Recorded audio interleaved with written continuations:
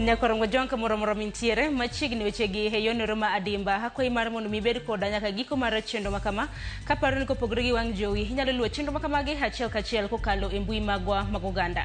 Yudo achiel kachiel e mbui mar Facebook, Twitter, YouTube kod mano mar Citizen Digital.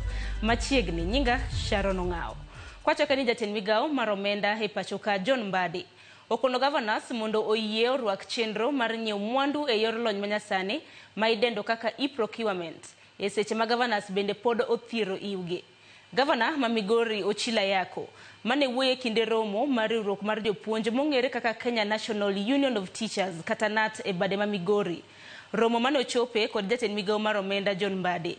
Wacho ni Gavanas okotamore tiyo kod lony manyasani e nyieo mwandu mag piny owacho mong'ere kaka e-procurement. Ochilo wacho ni gima gidwaro maduong' en ni counties emomi thuolo mar tiyo kod lony gi nyieo mwandu mok ni kete lwet migao mar omenda. The Constitution also wants us to be distinct and separate. Our problem is we do not want the National Treasury to have a one-size-fits-all and manage all counties from Nairobi. Let hiyo kitu hapa, devolve it here, but leave its management here. Just oversee it. If e-procurement now is interfering with the independence of the county, how come we are using IFMIS? IFMIS is also a national government tool. If there is any challenge between national and county government, we will resolve all that.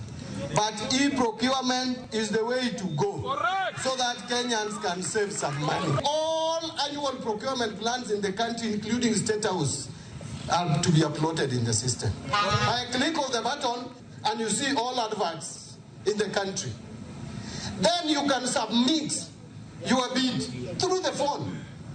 If you are in the US, you can still tender. E-procurement is the way. You just get the document in the system and fill and unajaza. And you are seeing the way it is being evaluated. If you are losing, you are just seeing hii nimepoteza.